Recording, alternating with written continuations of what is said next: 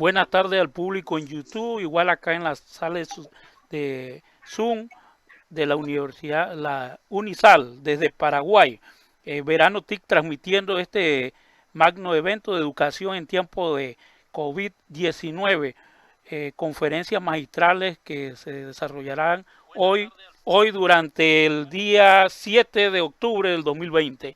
Doctora Karina, bienvenida. Buenas noches en Paraguay, buenas tardes en Panamá. Saludos, profesora Karina, ya podemos iniciar. Muy buenas noches, profesor Eric, queridos alumnos, invitados en general, también a las personas que nos están acompañando por el YouTube dentro del canal. En representación de la Universidad San Lorenzo, le damos las bienvenidas a todos a esta conferencia internacional magistral con el tema Educación en tiempos de COVID-19. En esta velada abordaremos temas muy importantes relacionados a la educación superior, a todo este desafío que estamos viviendo. Hablaremos un poco de la evaluación, de la tecnología, del impacto. Nuestros agradecimientos en nombre de la Universidad San Lorenzo, en la persona de la señora rectora, la doctora Elba Coborno, a todos los disertantes, ilustres disertantes, quienes hoy han aceptado participar con nosotros de este evento académico muy importante. La temática del evento va a ser la siguiente. Cada exponente, tenemos 5 disertantes, cada exponente tendrá un tiempo de 15 minutos para presentar su tema. Luego tendremos un espacio de 5 minutos para las preguntas del público, que lo seleccionaremos en forma aleatoria y así lo haremos haciendo, ¿verdad? Les voy a comentar un poco los nombres de los disertantes que van a hoy acompañarnos en este evento. Está con nosotros el doctor Herbert Oliva, el magíster Eric Miranda, el doctor Eduardo Rodríguez Ibáñez, le tenemos a la magíster por Paraguay, a la profe María Esther Cabral Torres, y le tenemos al doctor Javier Andrés Vargas. Entonces ahora vamos a escucharle al doctor Herbert Oliva, quien va a abordar el tema de la educación en tiempos de COVID-19, una metamorfosis de la presencialidad a la virtualidad formativa. Adelante, muchas gracias doctor por haber aceptado la participación, por haber aceptado participar con nosotros en este evento académico. Te comento que en la sala de Zoom estamos 223 participantes y más personas se están uniendo. Adelante y muchas gracias. Al contrario, mi estimada doctora, es un beneplácito enorme poder coincidir con ustedes. Mi nombre es Herbert Oliva, represento a la Universidad de Guadalajara en México y es un gusto tremendo el poder compartir con la Universidad de San Lorenzo en Paraguay.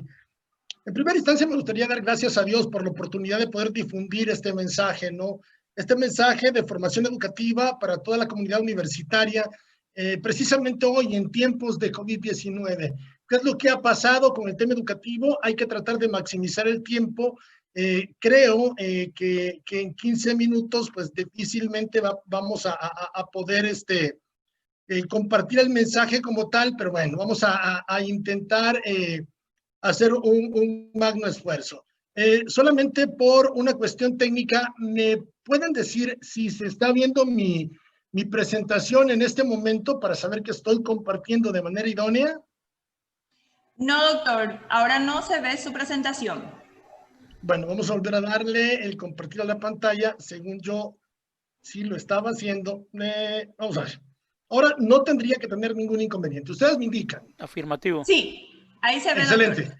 Bueno, voy a tratar de maximizar, así es que si me escuchan hablar rápido no es porque esté cantinfleando, sino que simple y sencillamente es porque tengo que tratar de...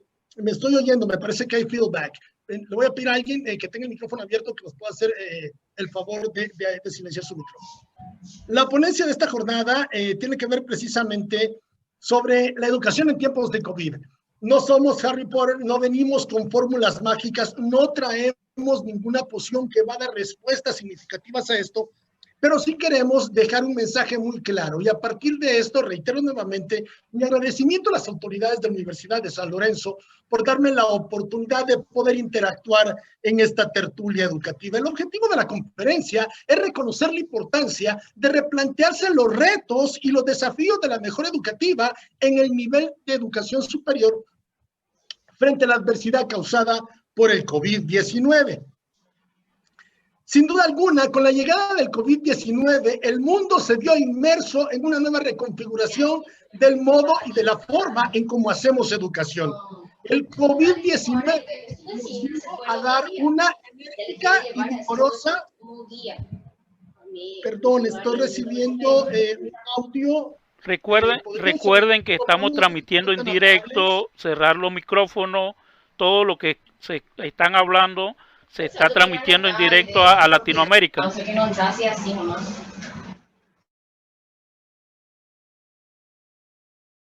Patricia Ortiz. ¿Siguen escuchando? Adelante, Herbert. Perfecto. Lo que trataba de explicar es que con la llegada del COVID-19 el mundo se vio inmerso en una nueva reconfiguración del modo y la forma en cómo hacemos educación en las universidades. El COVID-19 nos dio una enérgica y vigorosa bofetada en el momento menos esperado. Esto es porque las instituciones educativas cerraron, tan simple como ello. Y cerraron no por cualquier causa, cerraron por consecuencia directa de una pandemia que al día de hoy ha dejado cerca de 35.346.526 afectados, según los datos que nos proporciona la Universidad Johns Hopkins de Estados Unidos. Las instituciones de educación cerraron, las instituciones educativas cerraron, y es que la Organización de Estados Iberoamericanos para la Educación reconoce que en los 23 países de la Comunidad Iberoamericana, de la OEI, existen cerca de 14 millones de niños y niñas en el nivel infantil que se vieron víctimas de esta interrupción de sus clases. Existen cerca de 46 millones de estudiantes de educación primaria, 44 millones de estudiantes de educación secundaria y más de 18 millones de estudiantes universitarios que se vieron con sus clases interrumpidas como consecuencia directa del COVID. Frente a ello, mucho antes de que el mes de marzo nos diera el banderillazo de salida, al menos para acá, para la latitud mexicana, sobre el tema del COVID, lo cierto es que a finales de la década de los 90 encontrábamos con un escrito en donde un célebre sociólogo de origen francés, Edgar Morin, ya presentaba una idea futurista sobre 7 saberes necesarios para la educación del futuro. A este hecho educativo en tiempos de coronavirus, podemos hacer el símil de decir que existen 2 aristas contempladas que ya había señalado este famoso sociólogo. La número 1 es, ¿realmente sabemos como docentes afrontar las incertidumbres? Y número 2, ¿estamos preparados desde la cosmovisión pedagógica para enseñar la comprensión en tiempos de incertidumbre? Lo cierto es que más allá de las respuestas que pudiésemos obtener, cerca de 122 millones de estudiantes se vieron afectados en Iberoamérica por el cierre de las instituciones educativas. Lo anterior nos permite cuestionarnos si realmente nuestras instituciones educativas en América Latina estaban preparadas para enfrentar la crisis generada por el COVID-19. Personalmente pienso que no. Algunos elementos que nos deja esta lección del COVID-19 es revalorar que la educación, desde el momento que depende del uso del Internet para poder digitalizarse, para poder virtualizarse, vamos a decir que deja de ser pública. Ya no podemos hablar de una educación pública ni gratuita. 6 efectos que nos trae la pandemia en la educación es, número 1, hubo una interrupción muy, pero muy agravante en los procesos de enseñanza y aprendizaje. 2, hay una falta de alimentación en los sectores más desprotegidos de las naciones de América Latina. 3, existe una responsabilidad en el tema de la enseñanza y aprendizaje que recae en las familias cuando estos estudiantes están en confinamiento y existe una desigualdad en el acceso a las clases digitales, es decir, contextos rurales en donde no hay escuelas con Internet y contextos más ubicados en lo normal, en donde probablemente el Internet es mucho más accesible que en estos contextos rurales. Hay un aumento del abandono escolar y uno de los elementos que más preocupa es la violencia doméstica y el aumento en el número de violaciones a menores de edad, generando como consecuencia directa embarazos prematuros. No es poca cosa hablar de estos 6 efectos desastrosos que deja el COVID en el sistema educativo de América Latina. Frente a esta magnitud problemática, instancias como Naciones Unidas, a través del célebre académico portugués Antonio Guterres, decía lo siguiente: nos enfrentamos a una catástrofe, nos decía el secretario general de Naciones Unidas, una catástrofe de carácter generacional que puede desperdiciar el potencial humano incalculable, puede minar décadas de progreso y exacerbar las desigualdades arraigadas si continuamos de manera indefinida con el cierre de las clases. No obstante, Naciones Unidas llama a todos los países a que le demos prioridad a la reapertura de las escuelas en cuanto tengan controlada la transmisión local del coronavirus, advirtiendo que la situación actual de cierre replantea la idea de una catástrofe generacional. ¿Qué es lo que hemos visto, al menos en el contexto mexicano? Voy a hablarles de Jalisco, que es el estado donde yo vivo. Vi cómo abrieron restaurantes, vi cómo abren los centros comerciales, vi cómo las cantinas y los centros de diversión han abierto, pero las escuelas siguen cerradas. Ojo al dato: Alemania, Francia, Italia y España dan prueba ferviente de que con la nueva reapertura del sistema educativo y con la presencia de clases, la redundancia, ¿no? La presencialidad de las clases, ¿qué es lo que nos encontramos? Simple y sencillamente que volvieron a aumentar los casos de coronavirus.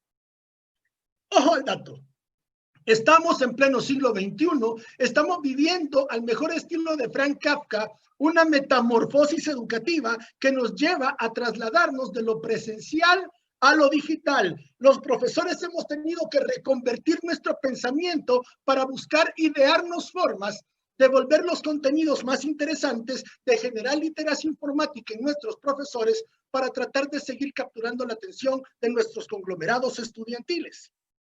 Ahora podemos hablar que en los años 50, cuando se presentaba la estructura didáctica de los ambientes de aprendizaje, y podríamos hablar de una taxonomía de Bloom, hablamos en los años 90 a finales de taxonomías digitales, hasta llegar a los años 2000 con nuevos replanteamientos de las estructuras didácticas de los procesos de enseñanza y aprendizaje, aterrizando de manera más concreta con la taxonomía de Marzano y Kendall. Por lo tanto, ya no vamos a hablar de contextos de planificación didáctica. Ahora tenemos que hablar, en esta nueva digitalización del hecho educativo, de diseños instruccionales, en donde el docente tiene que aprender a crear contenido base, tiene que desarrollar metodologías propias del aprendizaje digital, tiene que crear diseños instruccionales y guiones multimedia, y lo más importante, tratar de crear con mucha imaginación el nuevo contenido desde la perspectiva multimedia. Y para ello, yo les voy a invitar a que puedan observar en sus pantallas, y esta es una de las ventajas que tenemos cuando esta tertulia pedagógica queda grabada en YouTube, que puedan hacer un análisis comparativo de lo que es una clase a distancia, de lo que es una clase virtual y de lo que es y representa una clase en línea. Esto en función de tener mejores argumentos de interpretación semántica. Quisiera comentarles que en tiempos de confinamiento, al menos desde el mes de marzo al mes de junio, julio, en México, podemos hablar de un aumento de cerca del 30% de contenido de violencia en Internet, el cual está siendo interiorizado por niños de 7 a 17 años de edad. Esto deriva que el COVID-19 y sus procesos de confinamiento traen cerca de 5 a 7 horas diarias de consumo de Internet al día. El tema docente en la perspectiva de educación y COVID es que buena parte de los profesores no lograron adaptarse al contexto virtual. 2, muchos profesores denotan poco empoderamiento de la literacia informática. Tienen muchos años de trabajar en contextos educativos, pero poco interés por aprender en el uso y el manejo de la tecnología. 3, buena parte de los profesores no cuenta con equipo de cómputo adecuado, y es que muchas instituciones mandaron a trabajar a los profesores a sus casas, pero no se percataron si tenían computadora, no se percataron de que el aumento de energía eléctrica representa un costo que es absorbido por los profesores, Y en muchas ocasiones, profesores que tuvieron que comprar teléfonos celulares o contratar planes de datos de Internet para poder tener mejor proceso de interacción con sus estudiantes. Esto nos permite pensar que muchas instituciones educativas, tal como lo planteaba en el argumento anterior, mandaron a sus profesores a ejercer un trabajo sin capacitarles, sin darles equipos, sin considerar el tema del aumento, el gasto extra en este tipo de situaciones. Y esto nos obligaba a pasar de una didáctica a un diseño instruccional. Las tecnologías siempre han estado presentes. Ojo, entiendan de una buena vez, no es el uso desmedido de la tecnología lo que va a mejorar el hecho educativo en términos de eficiencia y eficacia. No, señor. Lo que realmente predomina en importancia es el uso de la estrategia metodológica del profesor. En muchas ocasiones, estrategias metodológicas que se hacen acompañar por herramientas tecnológicas. A partir de ello tenemos Canva, tenemos Geniali, tenemos una serie de herramientas, ¿no?, con las que ustedes pueden darse cuenta de lo que está ocurriendo. Realmente, como profesores, muchos nos hicimos los ciegos frente al uso de la tecnología y nos volvimos reacios al cambio virtual. Y esto me permite repensar una nueva estructura. Parece ser que alguien está, no sé, está haciendo algunas líneas en el devenir de mi presentación. Le voy a suplicar si puede borrarlas y que deje de hacerlas, por favor. Me parece una falta de respeto que mientras yo estoy desarrollando mi ponencia, alguien esté manipulando mi presentación. Muchísimas gracias. En función de ello, el problema... Herbert, un momentito. ¿Podrías dejar de compartir y volver a compartir, por favor, para que se pueda eliminar las imágenes? Con el mejor de los gustos. Sí.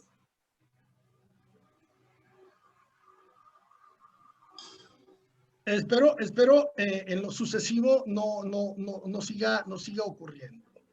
Sí me gustaría, podemos retomar. Sí, siga, parece. Permiso, doctor. Adelante. ¿Qué tal? Sí, justamente de nuestro equipo técnico informático nos habían comentado que había una posibilidad en otra conferencia internacional. Entraron unos hackers, es el nombre, a tratar de justamente a problemar, ¿verdad? Crear problemas dentro de la presentación. Y justamente estas líneas fueron de la vez pasada, la misma cosa. ¿Les parece sin mayor preámbulos las ignoramos y dejamos pasar por alto este tipo de desavenencias? Sí, excelente, doctor, porque solamente usted puede manipular su pantalla. Sería eso básicamente. Sí, yo nada más hago énfasis en esto porque nunca nos había ocurrido en el devenir de las diferentes actividades que hemos tenido, y pues mi preocupación es que se pueda malinterpretar que soy yo quien está haciendo algo cuando no es así, ¿no? Así es que retomamos, tratamos de ignorar este tipo de desavenencias y continuamos, que lo importante es la interpretación de qué está pasando. Precisamente esto, colegas, es lo que pasa cuando trabajamos en estos contextos virtuales. Y a partir de ello, a mí me gustaría señalar de manera categórica que el problema educativo va más allá de las tecnologías. Acá tenemos que hablar de retos y desafíos. ¿Retos como cuáles? Bueno, el decir de manera muy categórica que cerca del 43% de las escuelas de todo el mundo no tienen medios para que sus estudiantes puedan lavarse las manos con agua y jabón. Ojo, un hecho que es importante para contener esta enfermedad. Por otro lado, podemos decir que informes de Naciones Unidas estiman que cerca de 818 millones de niños y niñas, 2/3 partes de estos 18 millones se encuentran ubicados en el África subsahariana, no disponen de medidas básicas de higiene. De estos 818 millones, 462 millones no tienen acceso a baños, no tienen acceso a agua.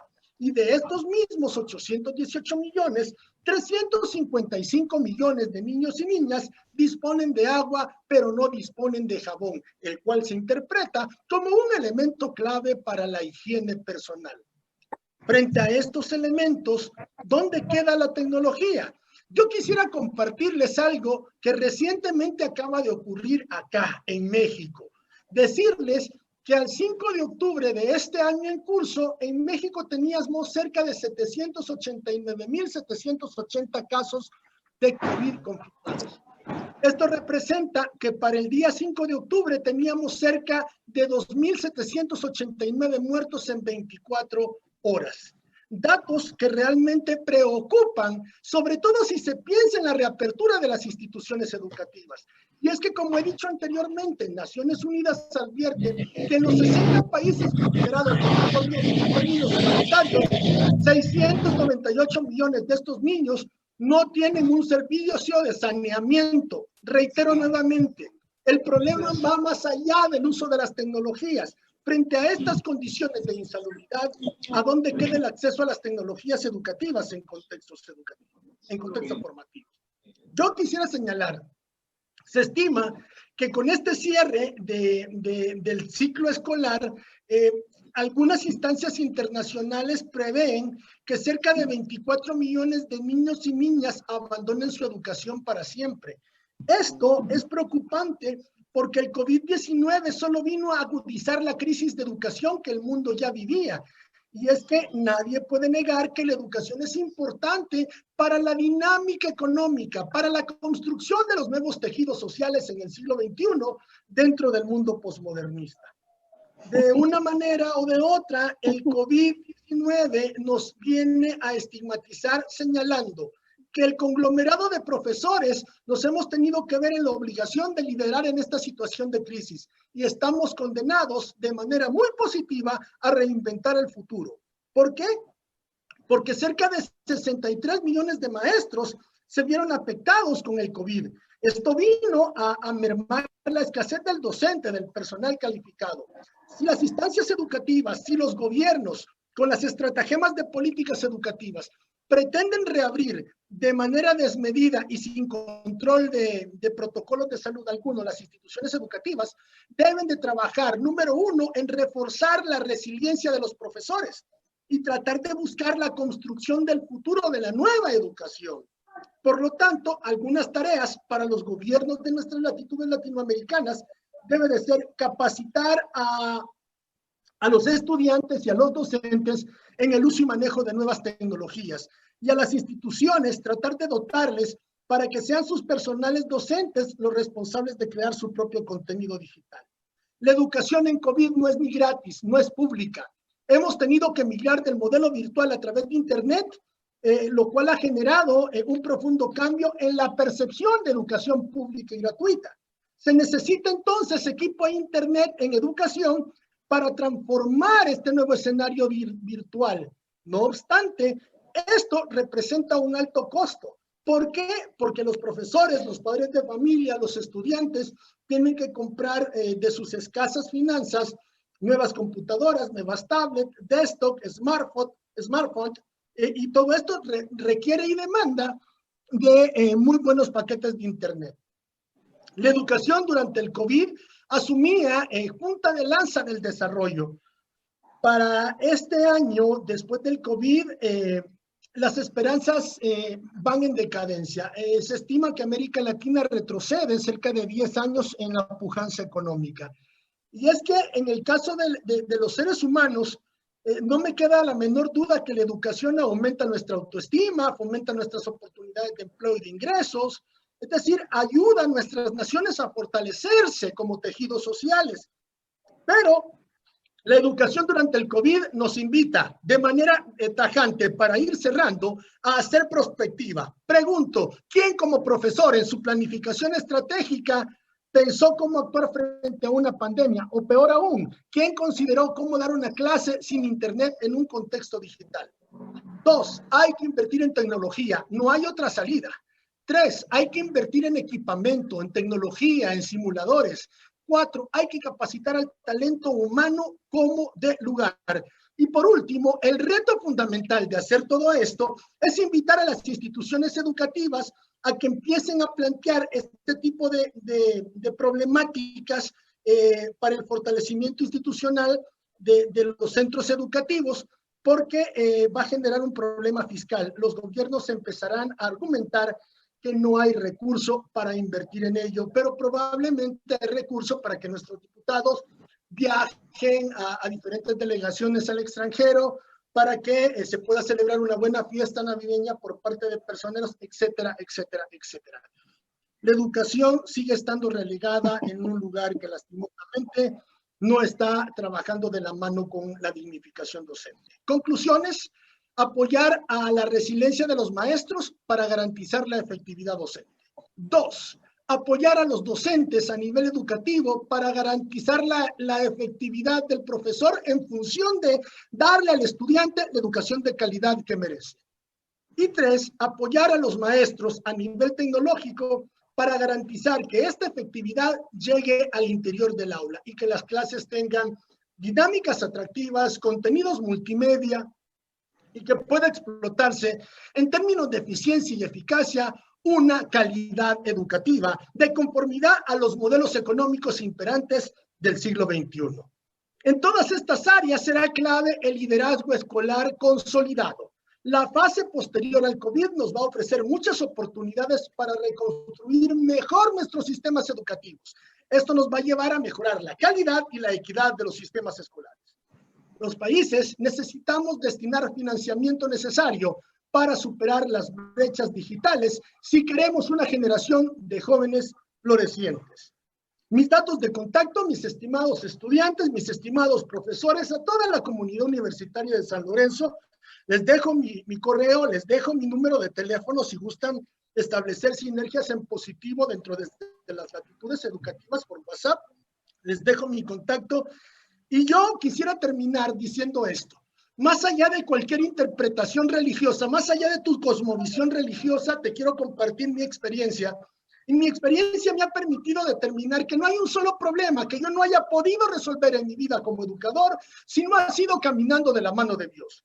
Por lo tanto, no importa el tamaño de tu problema educativo, recuerda, amigo docente, que caminando de la mano de Dios todo lo puedes. Mi lectura bíblica favorita como católico es Todo lo puedo en Cristo que me fortalece, y no tengo más que desearles que Dios me los bendiga en abundancia. Les mando un fuerte abrazo desde la ciudad del Tequila y como siempre, cuenten con este humilde servidor para lo que podamos colaborar siempre en pro de la mejor educativa de nuestra querida América Latina. A nombre de Verano TIC, saludos masivos para todos. Herbert, el código. Para esta conferencia, el código, gracias, mi estimado profesor Miranda, es el 1007. Reitero nuevamente, el código de esta conferencia es 1007.